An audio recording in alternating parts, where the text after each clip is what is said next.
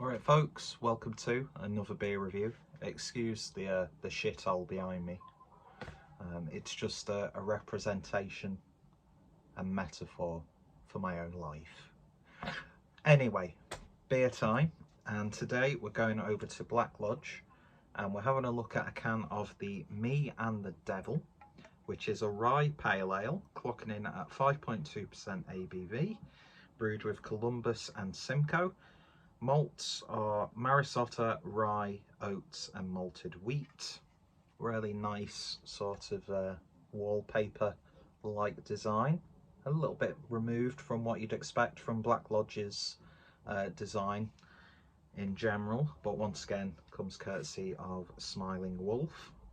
And I really like the choice of typography or choice of font or typeface that Black Lodge use, or Smiling Wolf use, for the actual name of the beer, and then of course the writing on the side. Plus they've got a really cool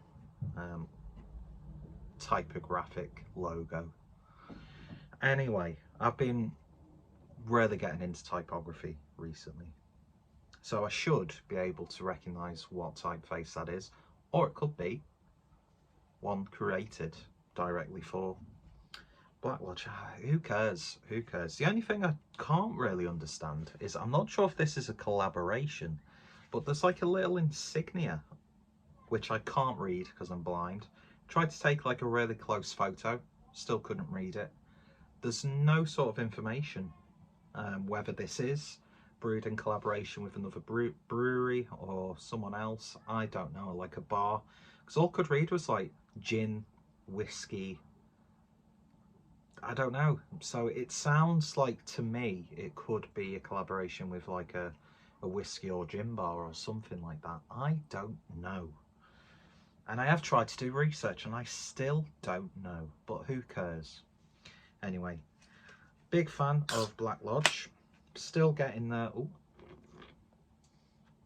such a pig. I'm still getting their subscription box. And I was such a picky little shit that I made a special request that no sours get sent. And the one that was supposed to come with this month's box actually sounded quite interesting. But do you know what? Not the big, I don't know, I've not gone off sours, but I just don't really drink sour beer. And I've not really had any sort of like urge to do so.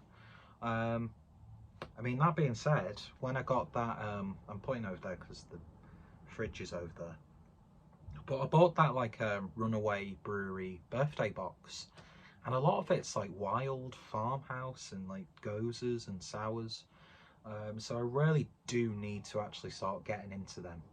But anyway, we're here to talk about Black Lodge and a rye pale, which is something you're not really seeing too many breweries brew at the moment, and that's what I like about Black Lodge. Although they are brewing a lot of like pales, IPAs and double IPAs, don't get me wrong, but yeah, just brew what you want to brew, do you know what I mean?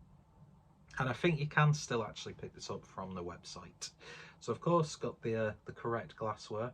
Don't have my Black Lodge t-shirt on, although I think we're in good company with one of the best bands ever, LCD Sound System. Anyway, what do you mean I'm showing off about how cultured I am? Shut up. I'll bet over there. Oh, thank you.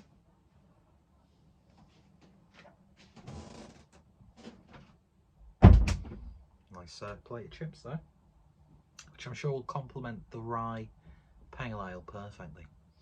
Anyway, so beer in the glass then, and it's still a hazy pale, so well within trend.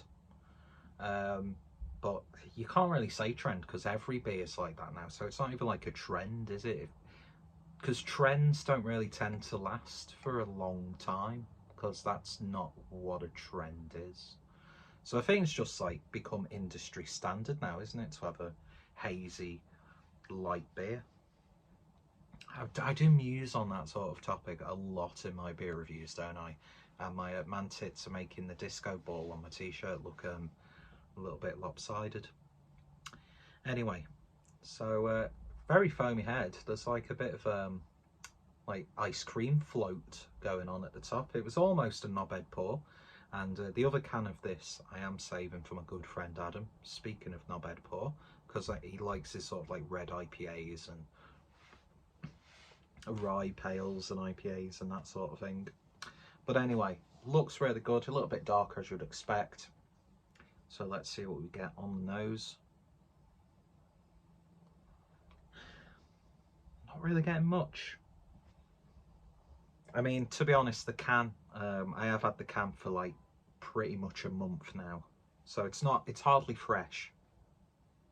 But the way, you know, the canning technology and brewing techniques are and utilizations of hops, I don't think you really got to worry how old. Well, obviously there's got to be a certain amount of time, but you know, a lot of the time a slightly older can of a lighter beer nowadays is still just as bountiful and flavoursome as probably, well, not as when that beer was in its prime, because there's a prime for a reason. I mean, you know, we're still getting beers that when you have them like a week after it's been brewed and released just taste really harsh. But anyway, yeah, I know. So let's see what we get on those, see if we can get something. And my right eye keeps twitching and it's really annoying me.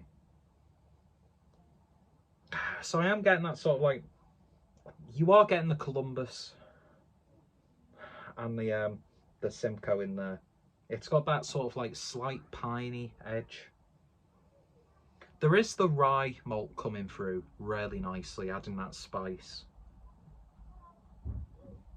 But there's just like this little fruity, hoppy, piney, resiny character coming through from those hops. But it is very gentle indeed. It's not a potent smelling pale by any stretch. But what is there is actually really, really nice.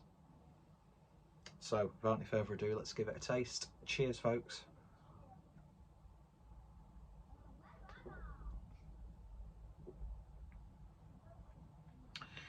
What it lacks on the nose, it makes up for in terms of flavour.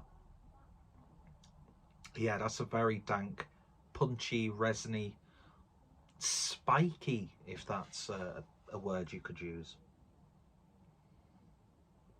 I think that sort of like dank, prickly tang you do sometimes get with Simcoe is actually really, really working well with that rye malt, because there is that bit of spiciness there.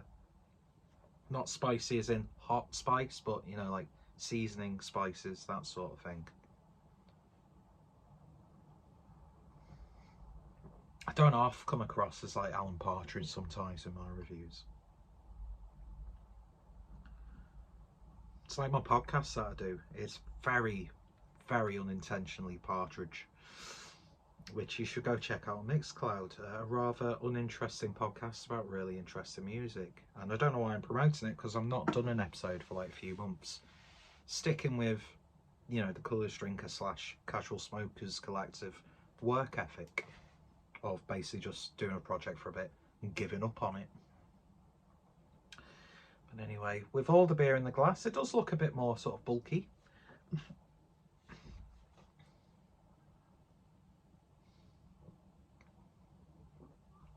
It's got that sort of like marmalade-y tangerine character. But again, it's more like subtle, toned down, reined in.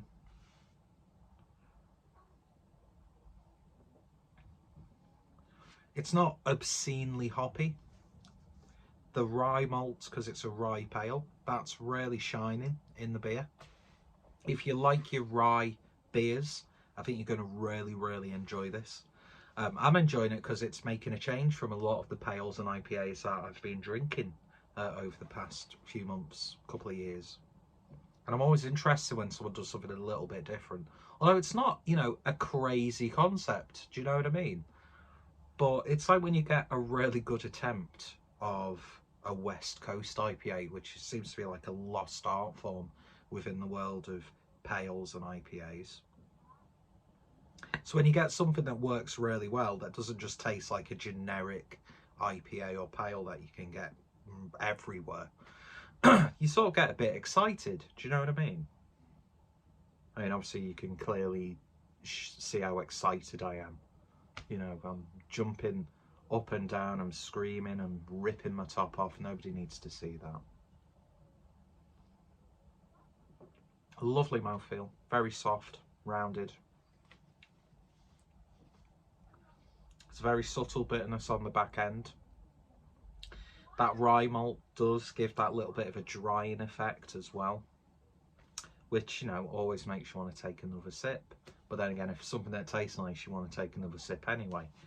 But yeah, I think this is really, really nice. Don't expect like a really in-your-face hoppy experience, because as I said, the rye malt is just working beautifully. That character is absolutely gorgeous. It really, really is. I mean, is it like God tier German freshly baked rye bread? No, because you're only going to get that when you go to a bakery in Germany. Do you know what I mean? But I've made another German reference. Yeah, shut up. And no, there's nobody there. I'm just talking to a door. It's the only person who fucking listens to me, and I've swore for no reason. But yeah, the more I'm tasting it, that combination of the Columbus and the Simcoe is giving a really like defined orangey sort of flavour. And I think you get that a lot with sort of like rye-based pales and IPAs anyway. Playing into that like marmalade-y sort of thing. And a lot of the time, I think beers like this taste more West Coast than most attempts at a West Coast style pale IPA. Stop saying pale IPA. It's really annoying. That's a burp for the video. But yeah, I think this is absolutely bang on. It really, really is. Lovely stuff. Lovely stuff. Another entry into the diverse sort of nature of Black Lodge. And I think my friend Adam and your friend Adam will really, really enjoy this. So I think that's absolutely bang on. It really, really is. It takes you back to when, you know, I was first getting into craft beer, and you go to like bottle shops and you saw like a few American bottles from breweries that you'd well, mind you, when you're first getting into it, most breweries you've never heard of. And even when you've been doing this or being interested in this for years and years, a lot longer than I have, there's still loads of breweries that you'll never hear of that have been established. And there's so many new breweries popping up.